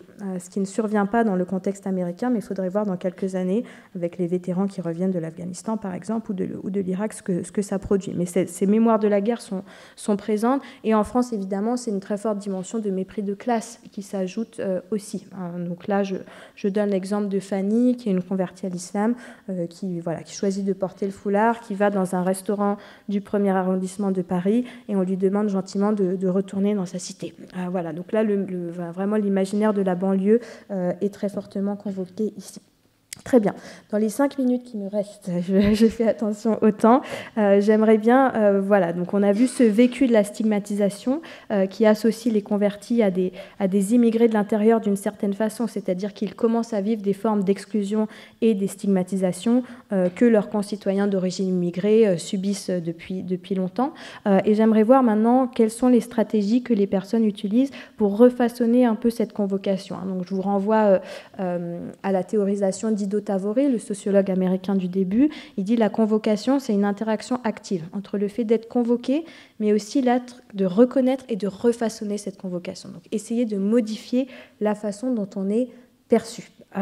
Et donc là, j'identifie trois postures différentes chez les personnes avec qui j'ai pu m'entretenir. On a d'abord des personnes qui vont embrasser pleinement cette expérience minoritaire, donc qui vont vraiment faire corps avec l'expérience de stigmatisation et de discrimination de leurs coreligionnaires d'origine immigrée. Donc ça se traduit par une présentation de soi. Donc il y a des choix de porter certains vêtements, de parler d'une certaine façon. Ça peut être consolidé aussi par le mariage avec des personnes immigrées d'immigrés ou descendantes d'immigrés. Et donc là, c'est des récits qui très fortement veulent se dissocier de l'expérience majoritaire et qui vont utiliser l'islam pour ça. Donc on a par exemple des personnes qui disent voilà, ma réponse au privilège blanc, c'est essayer de ne plus être blanc, donc essayer d'être identifié différemment et de choisir en fait ça comme un moyen de lutte contre le racisme. D'autres cas, par exemple Noémie en France, qui me dit qu'elle est passée de la majorité à la minorité, et quand je lui demande ce que ça lui a fait, elle me dit en fait ça m'a fait plaisir, parce que là voilà, je comprends ce que c'est de subir le racisme et ça me permet en fait de lutter contre. D'accord ? Donc on a aussi vraiment ces choix qui revêtent une forme voilà, de politisation du religieux à des fins de lutte contre le racisme à travers sa propre personne. D'accord ? On a d'autres stratégie, au contraire, qui vise là vraiment très fortement à dissocier l'islam de l'expérience minoritaire, et notamment de l'héritage historique de l'immigration. Donc ça, ce sont des discours qu'on retrouve beaucoup chez les convertis, mais aussi chez les musulmans de deuxième ou de troisième génération qui sont nés et ont grandi en France et réinventent en fait des façons d'être musulmans qui sont totalement françaises ou américaines. Donc là, des discours qui reviennent beaucoup, c'est que l'islam est comme l'eau, et que c'est une religion universelle et qui n'a pas besoin d'être rattachée à une expérience historique ou culturelle spécifique, et qui donc il y a 1000 façons d'être musulman. Donc là on a ce que ma collègue Marie-Claire Willems appelle une volonté de confessionnalisation de l'islam, donc dire que l'islam n'est qu'une foi une religion, et donc n'importe qui peut l'être et on peut se détacher de ses poids historiques. C'est un discours qu'on retrouve dans plusieurs courants religieux, mais qui a une très forte portée dans les mouvements salafistes, donc qui vise justement à détacher l'islam de la culture. Et donc cette idée-là de revenir à un islam fondamental qui peut donc être pratiqué par n'importe qui, indépendamment de leurs origines, est très fort. C'est un discours, cette idée de détacher l'islam de l'expérience historique migratoire, qui est très fort aussi aux États-Unis. C'est-à-dire qu'aux États-Unis, il y a un vrai conflit d'autorité religieuse entre les musulmans d'origine immigrée du Pakistan, du Bangladesh, de Syrie, du Liban, et les Afro-Américains. Le conflit est de savoir qui détient le vrai islam. Est-ce que ce sont les personnes qui viennent de pays à majorité musulmane, qui ont une histoire millénaire, centenaire de pratique de cette religion, ou est-ce que le vrai islam, c'est celui qui est ancré dans l'expérience américaine, tel qu'il a été réapproprié et réinventé par l'expérience afro-américaine. Et là, ça produit des vrais enjeux. Donc il y a vraiment l'idée qu'en fait, l'expérience historique afro-américaine que je vous ai présentée, Moorish Science Temple, Nation of Islam, va donner les clés en fait pour réinventer un islam autochtone, indigène aux États-Unis. Donc c'est des propos qu'on retrouve par exemple chez Sherman Jackson, qui est l'intellectuel islamique dont je vous ai parlé au début, qui dit qu'en fait c'est ça la réponse. Et donc cet héritage qui a pu être méprisé ou critiqué doit être en fait réinvesti, parce qu'il fournit le moyen de déstigmatiser l'islam et de le détacher du stigma qui pèse sur les personnes d'origine immigrée. Et donc Sherman Jackson, lors d'une conférence à laquelle j'ai pu assister à Chicago, avait dit regardez les musulmans en Europe, vraiment eux je ne sais pas comment ils vont faire, parce qu'ils n'ont pas de communauté musulmane autochtone. C'est discutable, ce qu'il dit. C'est tout à fait discutable, mais en tout cas, il y a l'idée que les États-Unis sont en fait le seul pays qui a fait ce travail de réinvention et de réimplémentation de la tradition islamique via l'expérience afro-américaine. Donc en tout cas, cette volonté de dissocier. Et ensuite, il y a des chemins de traverse. Donc là, il y a des réinventions aussi de la tradition islamique en lien avec des expériences migratoires, a priori inattendues. Donc ça, c'est quelque chose qu'on retrouve beaucoup chez les latinos aux États-Unis, donc soit des personnes de première génération d'immigrés ou leurs descendants. Et on a un phénomène de conversion à l'islam chez ces personnes. Donc les latino-américains aujourd'hui, ça représente environ 8% de la population musulmane américaine et 15% des convertis. Et ça grandit. Et donc eux, ils ont une tradition de conversion depuis les années 20 et ils ont créé des organisations dédiées comme l'Alianza Islamica ou Latin American Dawa Organization. Donc eux, leur slogan, c'est Puro Latino, Puro Islam. Donc c'est vraiment très important. Il y a cette association Islam in Spanish qui s'est fondée au début des années 2000 et qui vient d'ouvrir à Houston en 2016 le premier centre islamique hispanophone, donc où on entend des prêches par des imams qui parlent en espagnol.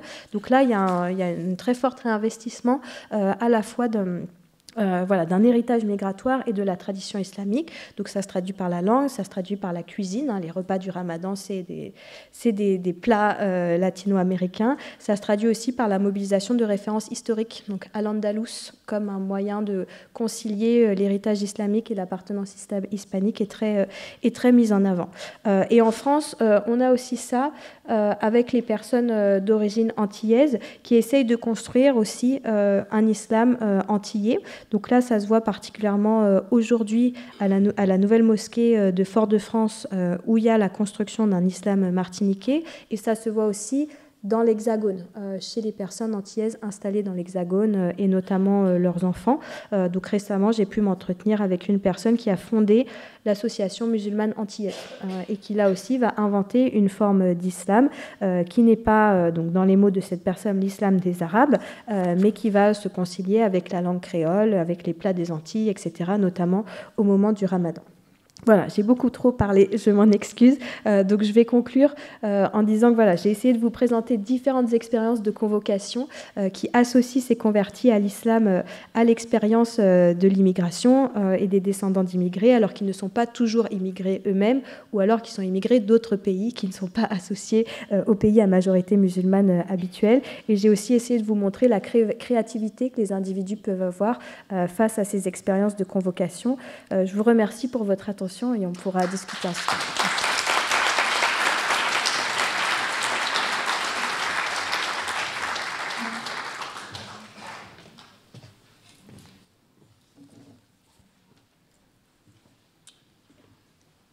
Eh bien, merci Juliette pour cet exposé fascinant, ce kaléidoscope incroyable qu'il va falloir maintenant réintégrer dans le débat sur l'identité nationale, ravivé par M. Bayrou, bien sûr.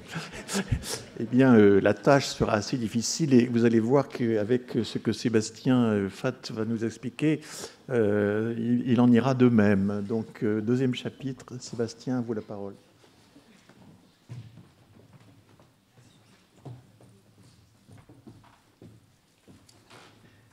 Merci infiniment au professeur François Héran de m'avoir invité. Merci au Collège de France de nous accueillir. Merci à toutes et à tous d'être là. Et merci à ma chère collègue Juliette Galoni d'être intervenue sur ce sujet absolument passionnant. J'ai beaucoup appris et je crois qu'il y aura ensuite la possibilité aussi de beaucoup de regards croisés. Merci beaucoup. Alors le titre de cette présentation et protestantisme évangélique, prosélytisme et conversion, ça c'était un petit peu le titre générique qu'on m'avait proposé, et je vous propose ensuite, à partir de ce cadrage très, très général, d'ancrer l'exposé de ce matin sur une typologie des églises évangéliques d'expression africaine en Europe, immigration, fabrique du lien et double conversion. Nous verrons qu'une conversion peut peut-être en cacher une autre. Alors c'est un lieu commun populiste d'opposer les racines chrétiennes de l'Europe et l'immigration. Pourtant, selon une étude du Pew Forum, publiée l'an dernier, 56% des migrantes et migrants en Europe seraient chrétiens, soit une assez nette majorité. Et au sein de cette majorité, une proportion significative de protestants, et en particulier de protestants de type évangélique. Alors en France, la proportion de chrétiens migrants serait moins forte que la moyenne européenne, selon une autre étude du Pew Forum, plus ancienne, mais 4 migrants sur 10 environ se rattacheraient néanmoins au christianisme, et parmi eux, grosso modo, un tiers d'Africains, dont beaucoup d'évangéliques de toutes tendances, pentecôtistes, néo-pentecôtistes, charismatiques, néo-charismatiques, église prophétique, cette créativité de label qu'on connaît chez les protestants, une grande diversité à l'intérieur de cet ensemble, souvent déjà convertis avant leur arrivée sur le territoire européen. Mais qui sont ces évangéliques ? Ces derniers constituent une des formes majeures de la recomposition contemporaine du christianisme, suivant les figures du pèlerin et du converti décrites dans un essai stimulant par la sociologue Danielle Hervieux-Léger, dans un classique de la sociologie des religions, Le pèlerin et le converti, figure de recomposition du croire aujourd'hui. Et les protestants évangéliques s'inscrivent pleinement dans cette double figure à la fois pèlerine et également conversionniste. Les protestants évangéliques, dotés en France d'un organe représentatif aujourd'hui, le Conseil national des évangéliques de France, créé en 2010, défendent un christianisme de conversion dont les contours et les rapports différenciés à la modernité ont été analysés dans un colloque international en Sorbonne, publié en 2004 dans la bibliothèque des sciences religieuses de l'École pratique des hautes études aux éditions Brepols. Donc un ouvrage déjà un peu ancien, mais qui avait permis vraiment de faire le point sur cette historiographie qui est encore relativement récente, en tout cas en francophonie, sur ces protestantismes de conversion. Ils socialisent leur foi autour de pasteurs, qui peuvent parfois être des femmes, inculquent des enseignements tirés de la Bible, sur la base d'associations de convertis, conjuguant revendications d'orthodoxie et revendications également d'orthopraxie, via un certain nombre de formes de contrôle social au sein des assemblées. Les chrétiens venus d'Afrique, évangéliques ou non, représenteraient aujourd'hui environ 3% du christianisme européen, de l'Ukraine au Portugal. Mais si l'on compte les pratiquants réguliers, l'estimation n'est sans doute pas loin de doubler, approchant les 6% environ. Le Dieu des migrantes et des migrants est un Dieu puissant, actif, généreux, protecteur. La figure divine qui est présentifiée dans les assemblées via les prédications, c'est cette métaphore du bon berger qui est là, qui défend ses brebis, qui est loin d'être ce Dieu moribond, décrit par Gaston Kellman dans un essai autobiographique, roboratif, intitulé « Les Blancs m'ont refilé un Dieu moribond » où il décrit son expérience de migrant africain s'installant en France et où il assiste à la messe pour la première fois. Il est tout à fait étonné parce qu'il a l'impression d'assister à un enterrement. Il se dit « Mais quel est ce Dieu moribond que les Blancs célèbrent, le mien n'est pas moribond ». Alors c'est évidemment un clin d'œil, mais qui nous renseigne un petit peu, peut-être au-delà de cette trajectoire purement individuelle, qui nous renseigne sur un certain décalage, peut-être, entre l'expérience religieuse de la migrante, du migrant, quand il arrive en Europe, et qui est souvent une expérience marquée par une pratique assez forte, parce que la religion apporte un certain nombre de ressources, tout au long de cette expérience migratoire, et puis la découverte finalement d'une société européenne et française très sécularisée, cette société quelque part du Dieu moribond. Mais donc ce Dieu des migrants n'est pas moribond. En 2019-2020, d'après des données qui ont été rendues publiques un peu plus tard dans l'enquête Trajectoire et Origine numéro 2, l'enquête TO2, 78% des immigrés interrogés déclaraient avoir une religion, ce qui n'est le cas que de 51% de la population générale en France de 18 à 59 ans.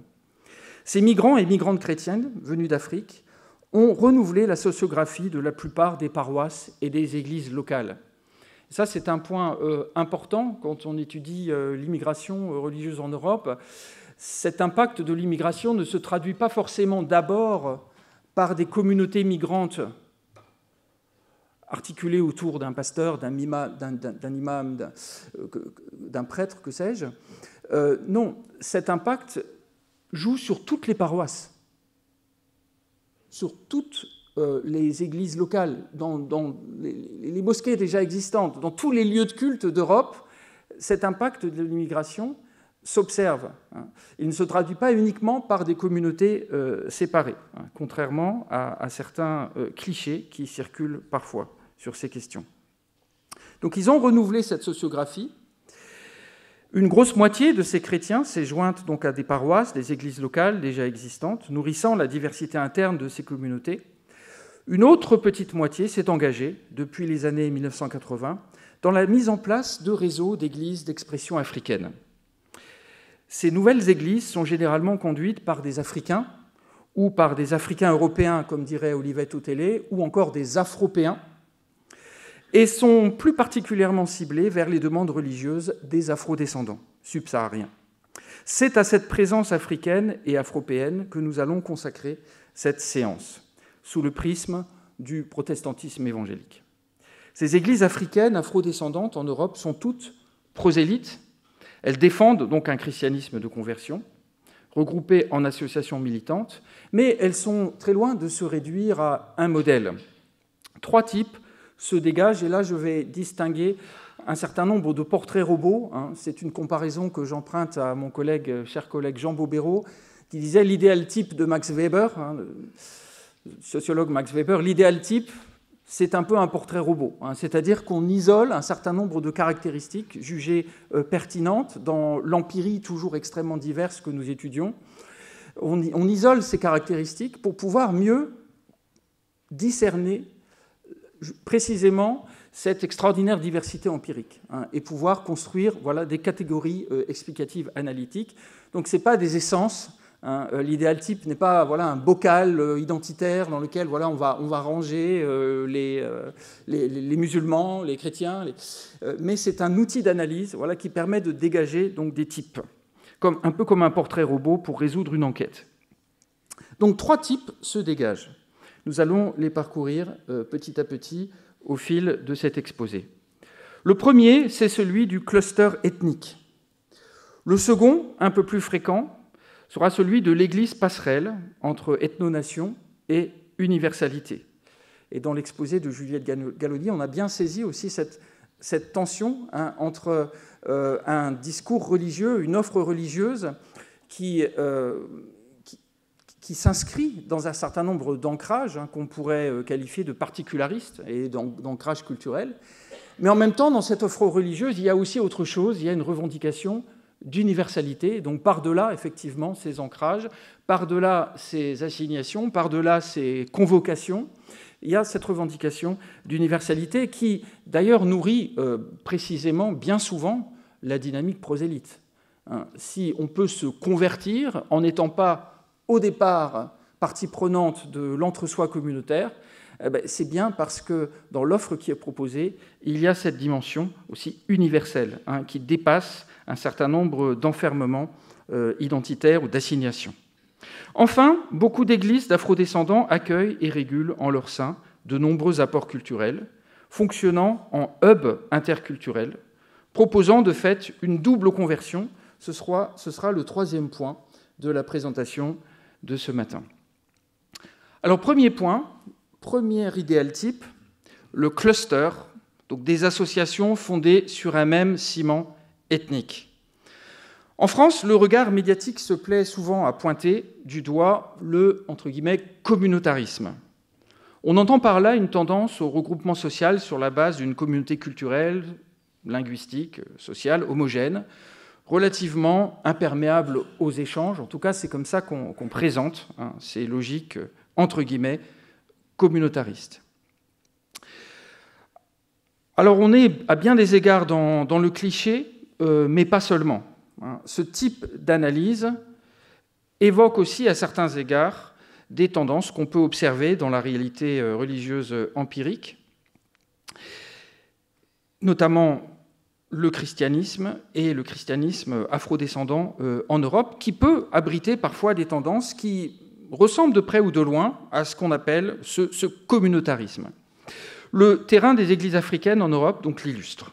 On rencontre depuis 30 ans, en effet, quand on l'étudie notamment en Seine-Saint-Denis, où il y a une très très grande diversité d'églises africaines ou d'afrodescendants, on peut rencontrer en effet des églises ethniques, culturellement homogènes, qui correspondent d'assez près à ce qu'on décrirait parfois sous le terme de communautariste.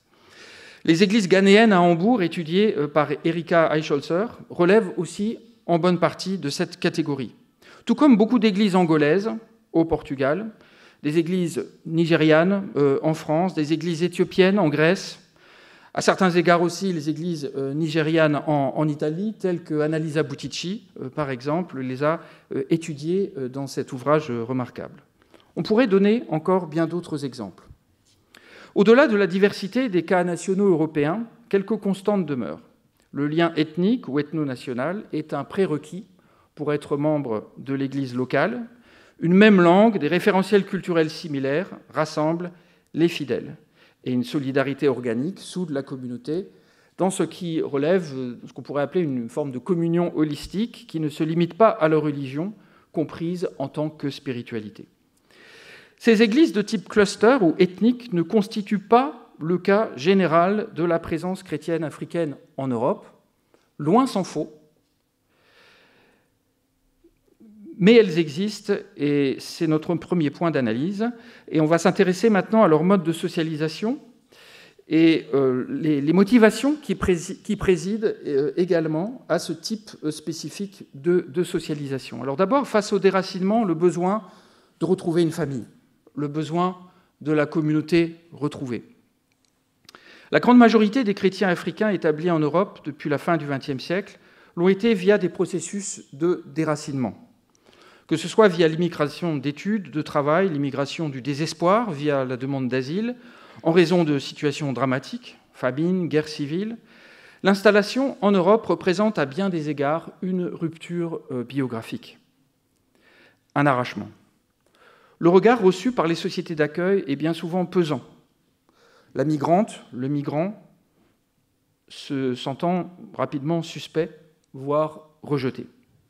L'écrivaine Fatou Diom, française aujourd'hui, après un long parcours migratoire et administratif, dans un essai pugnace, a bien résumé ce sentiment partagé dans Marianne porte plainte, publié aux éditions Flammarion en 2017.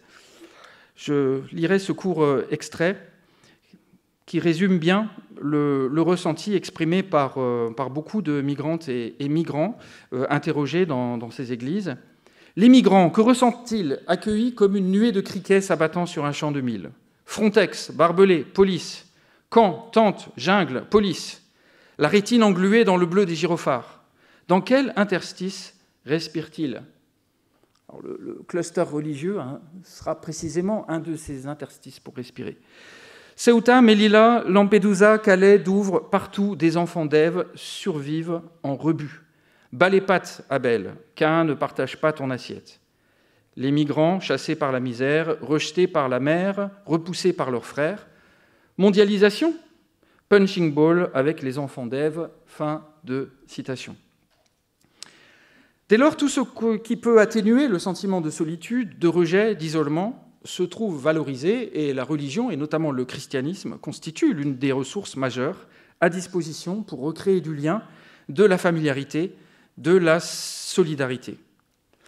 La plupart des églises ethniques africaines aujourd'hui rayonnantes en Europe reposent sur ce besoin de la communauté retrouvée.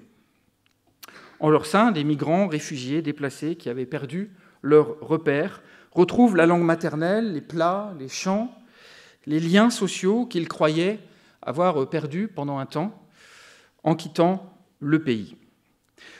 Soulignons à cet égard que le protestantisme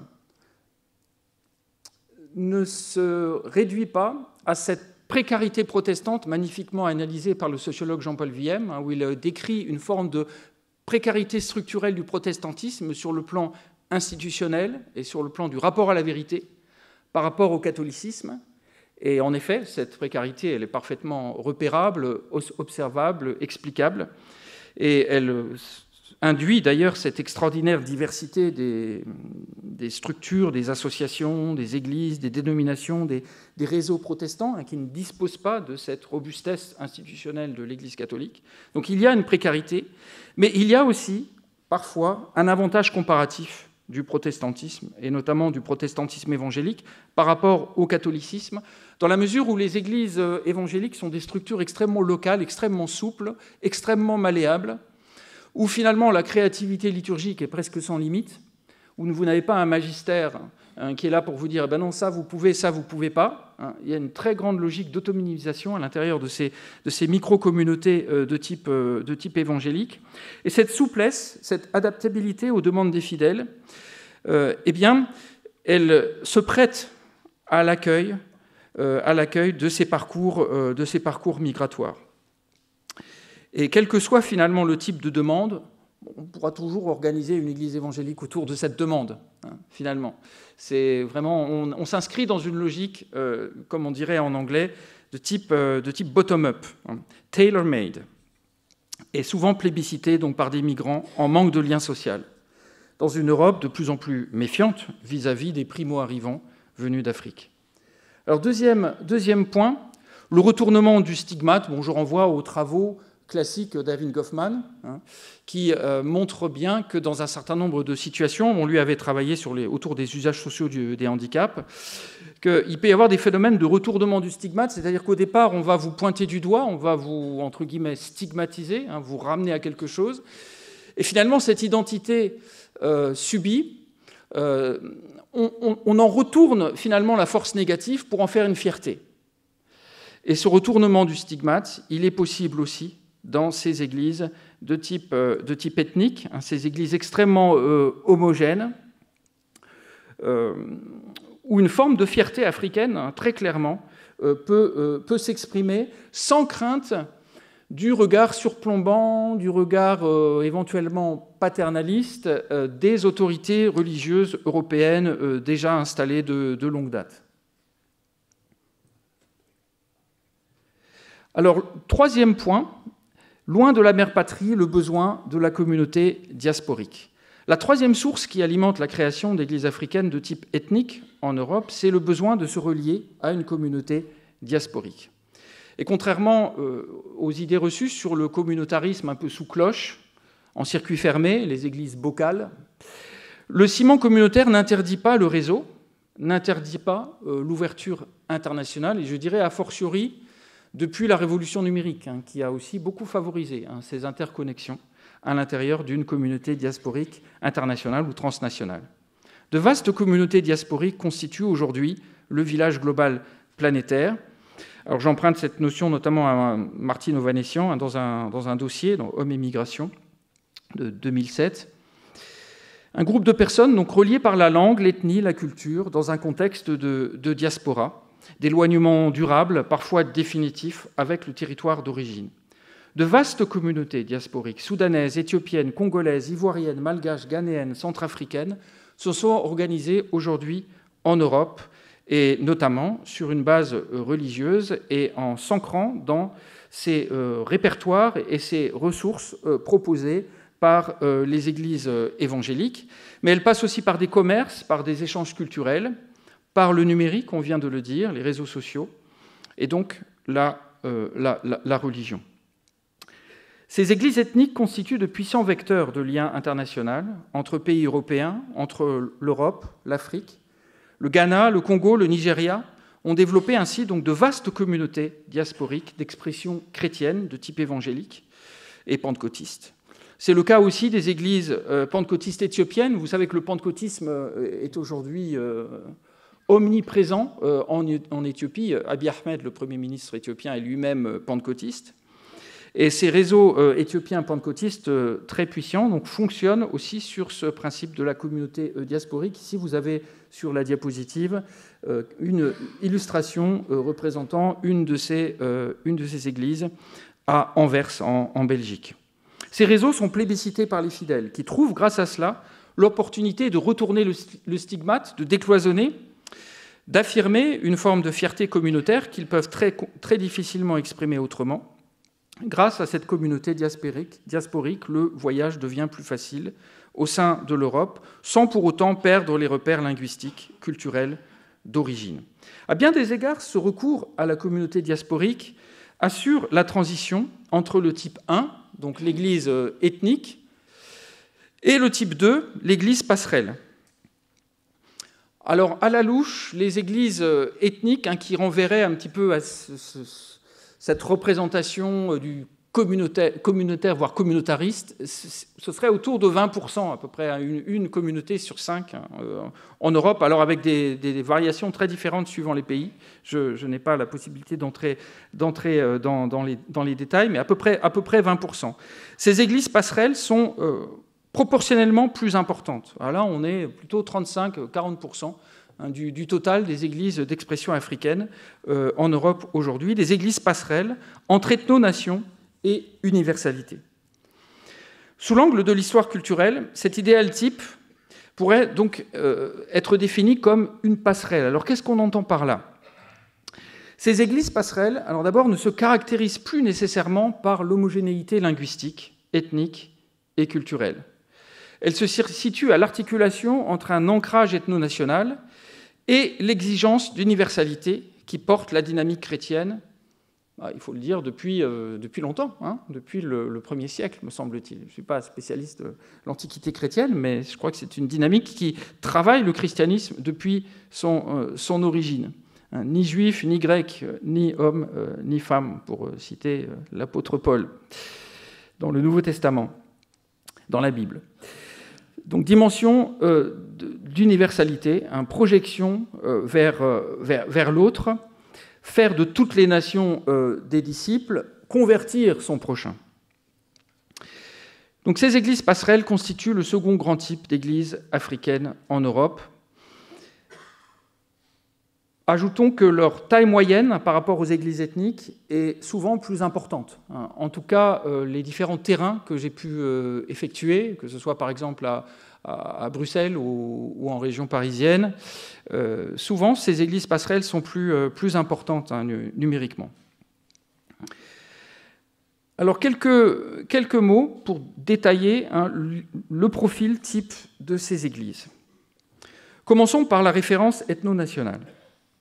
Celle-ci se retrouve naturellement dans les églises ethniques proprement dites, on l'a indiqué tout à l'heure, mais on la détecte aussi dans les implantations réalisées en Europe par ce qu'on appelle les églises indépendantes africaines, ou encore les églises internationales africaines. Alors de quoi s'agit-il exactement ? On entend par église indépendante africaine, African Independent Churches en anglais, des églises fondées en Afrique par des Africains, pour des Africains, en rupture avec les églises historiques missionnaires. Et cette indépendance s'est affirmée dans un contexte d'émancipation de la situation coloniale et sur la base bien souvent de discours messianiques, prophétiques, qui appuient également les mouvements nationalistes. Dans la littérature scientifique, on parle aussi d'églises indigènes, indigenous churches, hein, bon, en anglais, c'est plus accepté en anglais qu'en français, de native churches ou d'African initiated churches, ou plus récemment d'African instituted churches, ou encore African founded churches, African led churches. Bon, il y a vraiment toute une richesse de catégorisation possible. Mais les églises les plus courantes aujourd'hui sont African Independent Churches, églises indépendantes africaines. Dans tous les cas, on se réfère à des églises postcoloniales, internationales, fondées par des Africains, qui ont leur siège en général au Congo, au Côte d'Ivoire, au Ghana, au Nigeria, mais qui essaiment ailleurs en Afrique et vers l'Europe, dans le monde entier, avec une optique ouvertement prosélyte, missionnaire. De nombreuses églises de ce type sont aujourd'hui implantées dans les différents pays européens.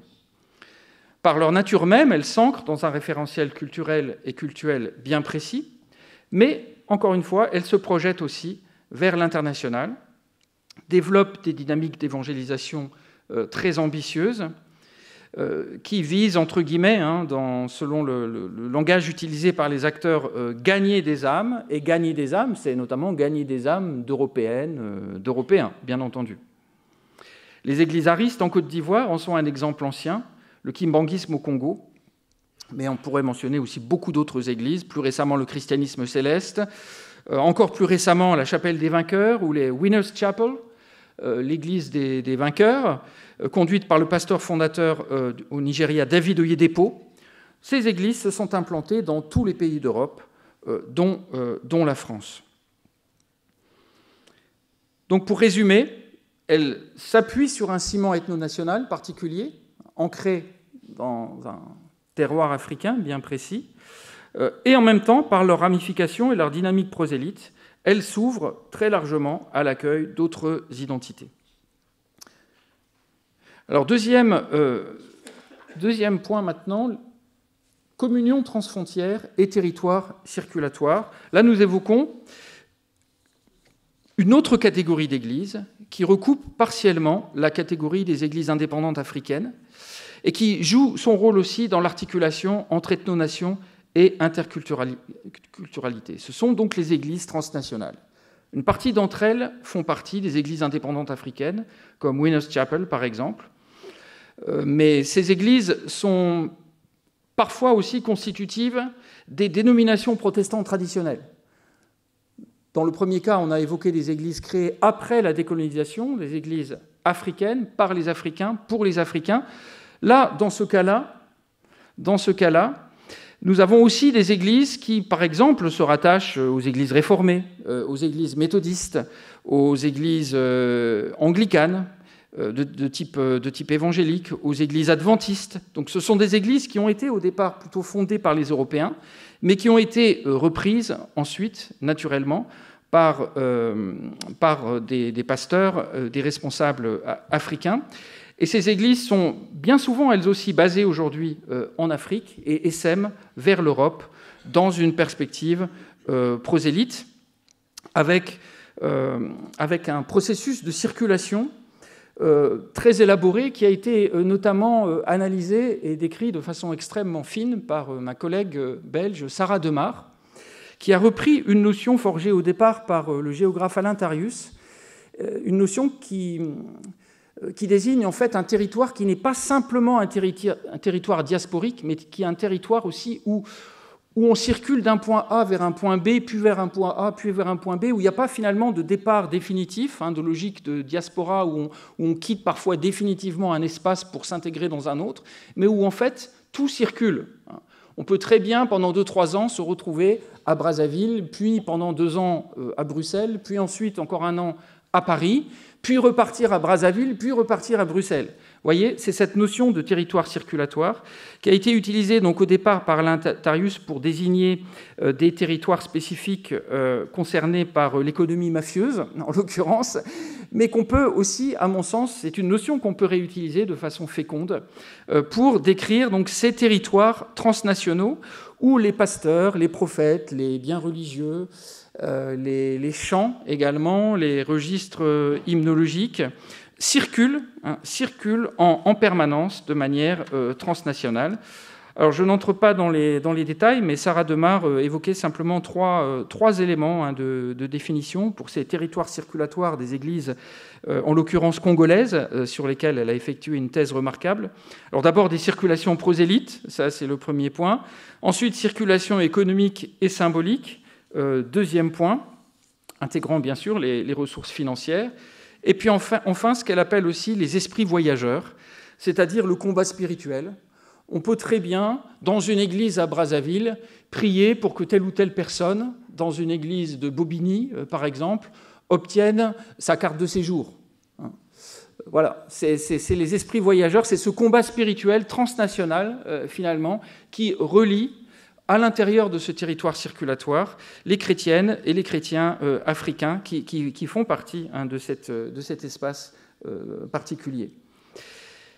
Alors, un exemple de rencontre chrétienne africaine en Belgique illustre la tension entre racines ethno-nationales et aspiration à une diffusion universelle de l'offre de salut des chrétiens via un ancrage européen assumé. Et cette rencontre a été étudiée en particulier par l'anthropologue Sandra Fancello. Alors, elle a publié ses travaux dans différents ouvrages, notamment ce numéro spécial des archives de sciences sociales des religions, mais également un volume absolument majeur, fondateur, Chrétiens africains en Europe, aux éditions Cartala, en 2010, où elle a donc étudié cette manifestation religieuse organisée en Belgique, une rencontre estivale intitulée « Afrique éveille l'Europe ». Afrique éveille l'Europe. Alors oui, ici, vous avez donc un exemple de ce que j'expliquais tout à l'heure, ces églises africaines, mais insérées dans des églises protestantes fondées au départ par des Européens. L'adventisme n'est pas une dénomination protestante née en Afrique, mais vous avez aujourd'hui des églises africaines adventistes qui déploient leur réseau. C'est ce que j'évoquais tout à l'heure, et là, vous en avez un exemple avec cette église ghanéenne d'Hambourg. Et ici, donc, une diapo pour illustrer cette notion du territoire circulatoire, espace transnational où l'on circule régulièrement. Et j'en arrive, à la diapo qui nous intéresse à présent, qui illustre cette rencontre Afrique éveille l'Europe, conférence internationale.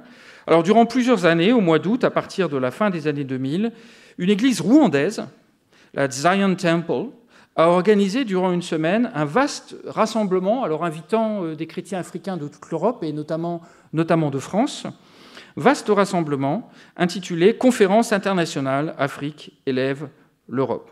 Alors, je rappelle que les Rwandais représentent en Belgique le second groupe de migrants après les Congolais. Alors quand le Zion Temple s'est implanté à Bruxelles au début des années 2000, il a rencontré des migrants déjà installés, souvent déjà convertis, catholiques ou protestants.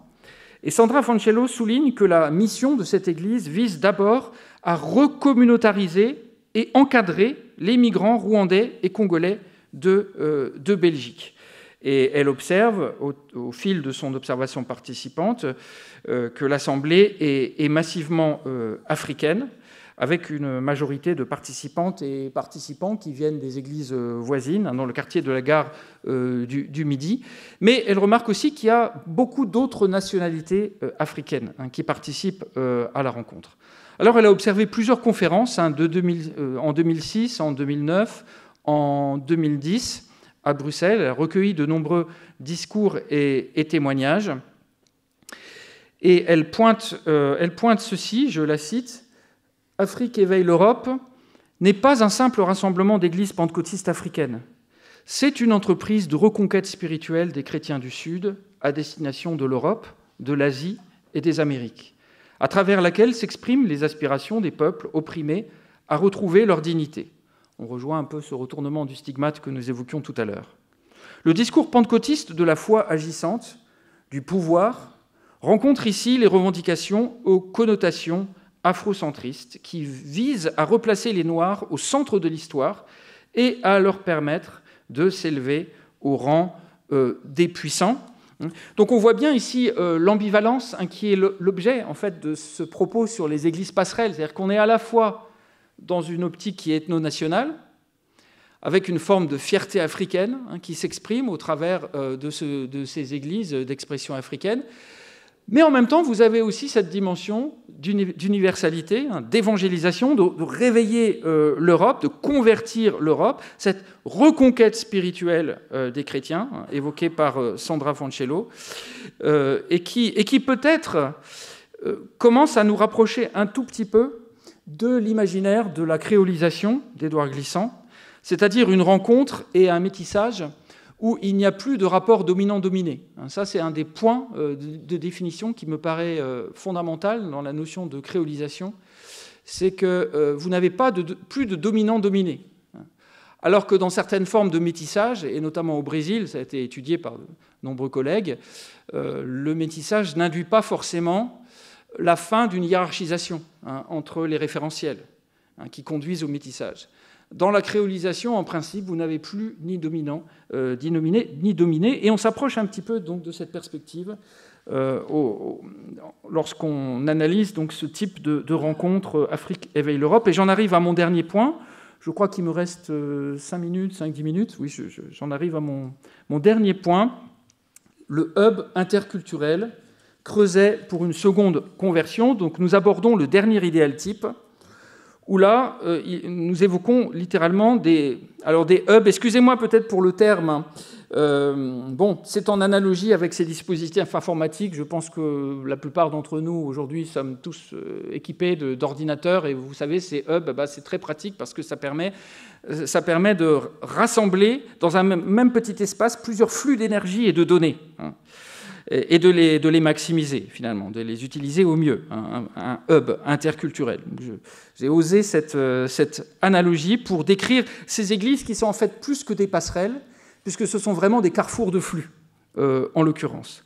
Des églises véritablement interculturelles, qui restent à dominante africaine dans leur expression, mais intègrent très largement chants, répertoires, pratiques, fidèles, venus de tous les horizons d'Europe et des Caraïbes, voire au-delà.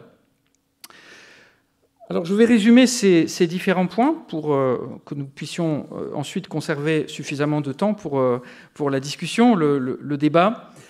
Alors, premier point que je résumerai, c'est que contrairement à l'idée reçue, je me suis aperçu en faisant du terrain au fil des années que ce phénomène d'interculturalité assumée dans les églises n'est pas toujours un phénomène générationnel. Alors, c'est vrai que le critère de génération joue.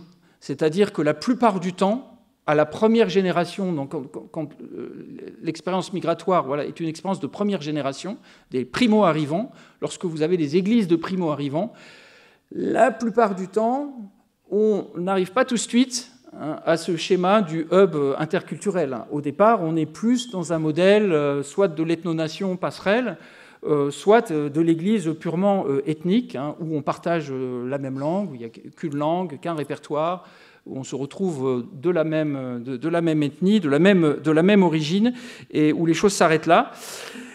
Mais ce n'est pas toujours le cas. Je me suis aperçu que ce n'est pas toujours le cas. Vous avez des églises de première génération qui, très rapidement, développent une compétence interculturelle tout à fait remarquable.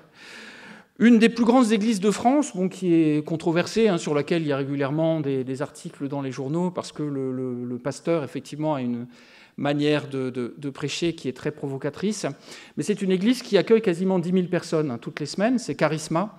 C'est une église néo-charismatique en Seine-Saint-Denis, basée au Blanc-Ménil, où j'ai fait régulièrement du terrain.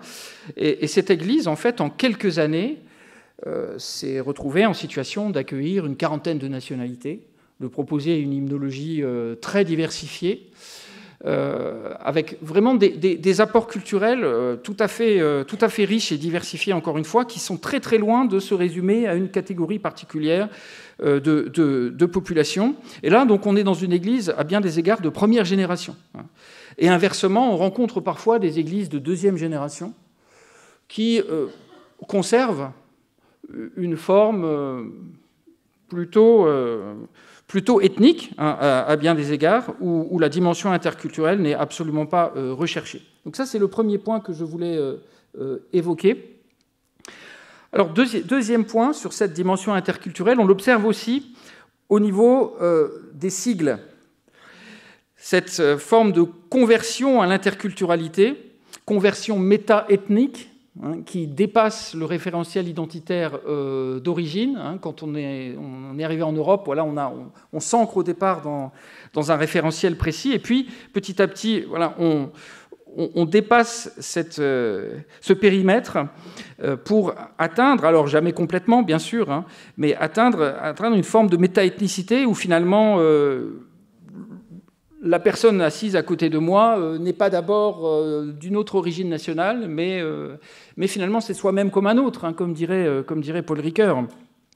Alors cette conversion métaethnique se repère aussi au travers des sigles. Conversion des labels. Voilà, rapidement. Voyez que par exemple le réseau Entente congolaise des œuvres chrétiennes, fondé en 2001 en France, donc là c'est assez clair, Entente congolaise des œuvres chrétiennes. Là, on est dans une offre chrétienne congolaise pour les Congolais. Et quelques années, assez rapidement plus tard, dès 2008, ce réseau change de nom et décide de s'appeler Entente et coordination des œuvres chrétiennes. Entente et coordination des œuvres chrétiennes. Donc là, on n'est plus du tout dans le référentiel national. On est dans le référentiel simplement chrétien, finalement. Et au lieu de congolais, on a coordination. Donc l'idée d'articulation, quelque part, d'ouverture à cette dimension interculturelle. Même chose pour le réseau des églises de la CEAF, qui fait partie de la Fédération protestante de France, qui est le principal réseau protestant en France aujourd'hui, fondé en 1905. Le réseau de la CEAF, c'est au départ la communauté des églises zaïroises de France. Ça s'appelait la CESAF en 1988, lorsque ce réseau a été fondé par le pasteur Majajira Boulangaliré, auteur d'une thèse remarquable, hélas non publiée, une thèse soutenue en 1991 sous la direction de mon cher collègue Jean Bobéro et Majajira Boulangaliré, qui a beaucoup contribué à faire connaître ces églises diasporiques, ces églises qui sont devenues aussi de plus en plus des églises interculturelles. Et donc ces églises de la CESAF deviennent alors d'abord les communautés des églises d'expression africaine de France et ensuite communautés des églises d'expression africaine francophones.